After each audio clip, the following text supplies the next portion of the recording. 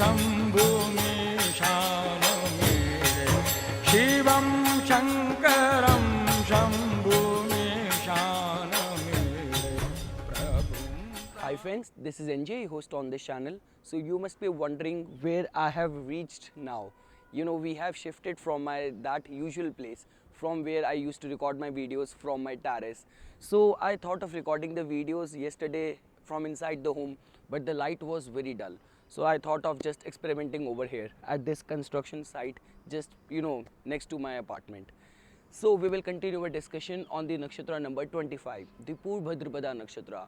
In this part, we will try to understand the different personality traits as it has been ascribed by our ancient sages, because they did not look at these nakshatras, these stars, only as the physical bodies. They looked at them as the spiritual bodies with a real life in them.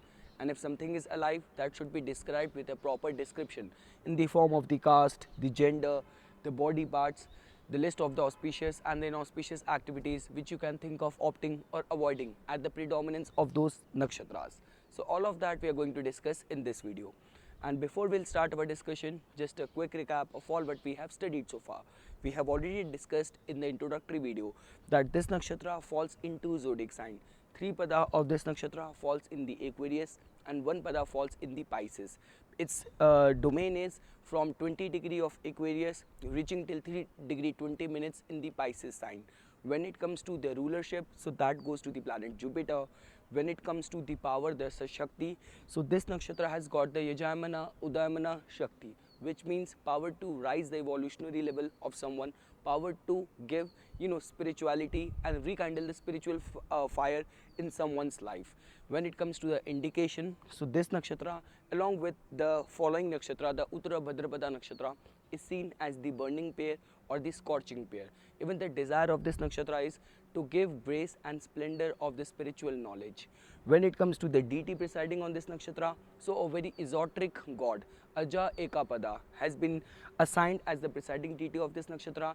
Now Aja Ekapada, who is also being described as the one-footed goat head god, the monstrous one, the fiery dragon one, the unicorn. So as you people know that in all the societies, the secret societies and many cultures, the goat head has been assigned with the tantra, the tantric rituals, the esoteric spiritual practices. So all of that you will find even in our Vedic scripture as the description of this Ajayakapada as well. It has been described as having and being associated with the entourage of the Lord Rudra in the form of the most the ghostly and the most goblin one. That is the only reason people strongly under the influence of this nakshatra get attracted towards the dark side of this spiritual practice, only if there will be some kind of affliction. When it comes to the symbol associated with this nakshatra, so we have already discussed that front 2 legs of a funeral cot, a sword, single ray of sun, skulls and bones, all of these symbols get associated with this Purva Bhadrapada Nakshatra. Even a man with 2 faces get associated as a symbol with this Purva Bhadrapada Nakshatra. And when it comes to the nature and functioning of this nakshatra, so we have already discussed that these people tend to remain strongly devoted. These people are very hardworking, strong perseverance, spiritual potential remains very high in these Purva Bhadrapada people. When it comes to the flip side or the shadow side, so lots of regretfulness for the wrong actions done in the past has been seen. Apart from that, just because of the strong devotion, there remains to be high possibility that if the planets are working on a lower aspect and depending on the evolutionary level of the soul, these people can be easily misguided. But the best part is that these people are so devoted that they will not even hesitate in putting all of their wealth at the name of their spouse or the belief or cause they have strong faith in. So all of that we have discussed. Now we will start fresh on this topic. So the first thing is, when it comes to the caste, so our ancient sages assigned the caste of a Brahmin to this Purva Bhadrapada Nakshatra.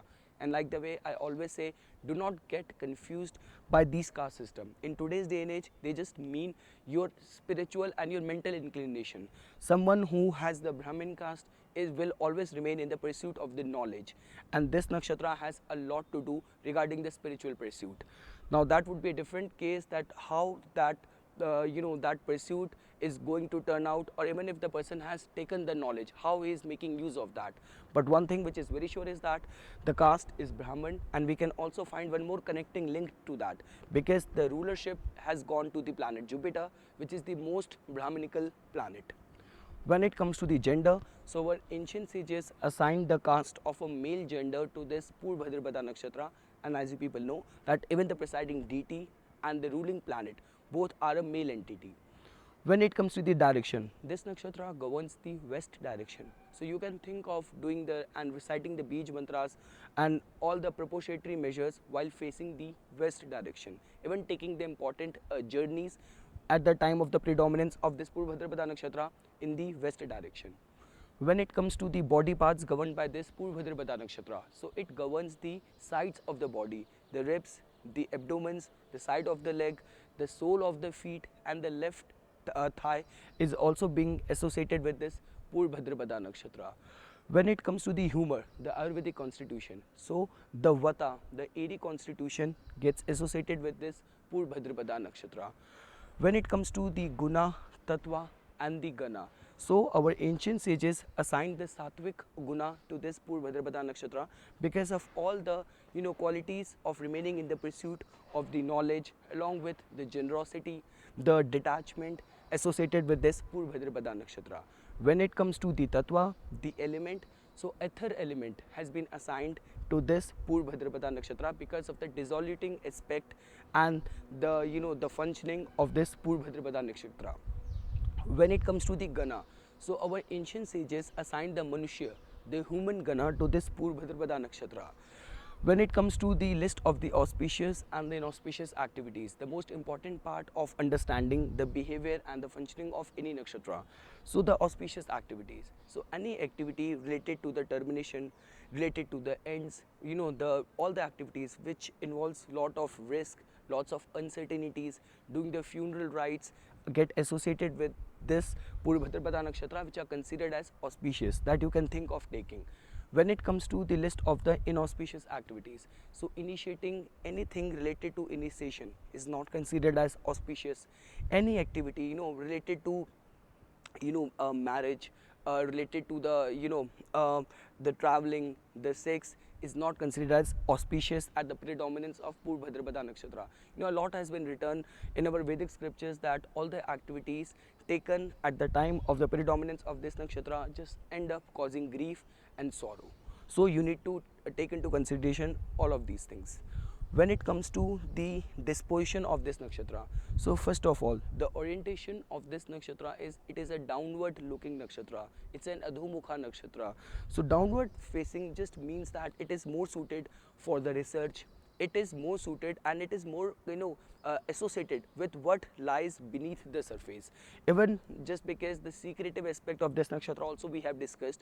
So this is what the orientation of this nakshatra is. Its motion is adhumukha, the downward. When it comes to its disposition, so it is a cruel, it is a ugra, it is a cruel and it is a fierce nakshatra. So all kind of the situation related to the termination, related to the death, doing the funeral activities, that is the only reason get associated with this Purva Bhadrapada Nakshatra. When it comes to the lunar month and the day, so this nakshatra has been assigned and get associated with the waning part, the Krishna Paksh of the lunar month Bhadrapad, which as per our English calendar or the solar calendar falls in the month of the September. When it comes to the day, so this nakshatra is associated with the Chaturdashi, the 14th day of both the waxing and the waning phases of the moon's monthly cycle. When it comes to the sexual type and the gotra, so this nakshatra has been assigned the lion as an animal, and as people know, which also tells about little bit of the dominant role which someone who will be strongly under the influence of Purva Bhadrapada Nakshatra would like to play even in this sexual union. See, it's a case is a bit different here, because even Dhanishta has been assigned as a female lion, it has been assigned as a male lion, but with Dhanishta the interpretation, the depiction of the lion is of a gentle lion, but with this Purva Bhadrapada Nakshatra the depiction is of a roaring lion. When it comes to the Gotra, the celestial lineage, so sage Vasishtha has been assigned as the one of the seven sage looking after the celestial affairs of our galaxy. So the sage Vasishtha, which can be translated as the possessor of wealth, has been assigned as the Gotra to this nakshatra. Now the sage Vasishtha. So I have already explained that even the primary motivation of this nakshatra is artha, the material prosperity. This nakshatra, apart from all the negative which we have discussed, it is very auspicious from the financial aspect. It has the potential to give lots of wealth to someone. So, and even the sage Vasishtha is also known for their penance. So the spiritual and the material prospect lies in this Purva Bhadrapada Nakshatra. When it comes to the profession and the places governed by this nakshatra, so that is very simple. All what you guys need to do is that you need to first make a note of the keywords which are being represented by this Purva Bhadrapada Nakshatra. So first of all, the governing professions are the soldier, the policeman, the fundamentalist, the fanatics come under the purview of this nakshatra. People working in the leather industry, the metal industry, the weapon makers or the weapon users, the extreme people involved in extreme the spiritual austerity. Now this could be a tantric, this could be a ghori. So all of those will come under the purview of this nakshatra. And the psychiatrist, the psychologist, the researchers, the explorers will come under the purview of this Purva Bhadrapada Nakshatra. When it comes to the places, so all the operation theaters, the factories, people working with the fire, with the toxic substance, environmental, the waste will come under the purview of the places governed by this Purva Bhadrapada Nakshatra. And even the the high terminal illness ward, all of those places will come under the purview of this Purva Bhadrapada Nakshatra. So this is all what I wanted to say as my take on the second part on this Purva Bhadrapada Nakshatra. In the final and the last part, we will try to understand the behavior of the planets, if they will be transiting and inhibiting the different layers, pada of this nakshatra, along with the list of remedial measures which you can think of opting in order to strengthen the energy of this nakshatra in your life. So I hope you guys found this video informational. For further more updates and notification on astrology, please subscribe my channel and like my Facebook page. Thanks.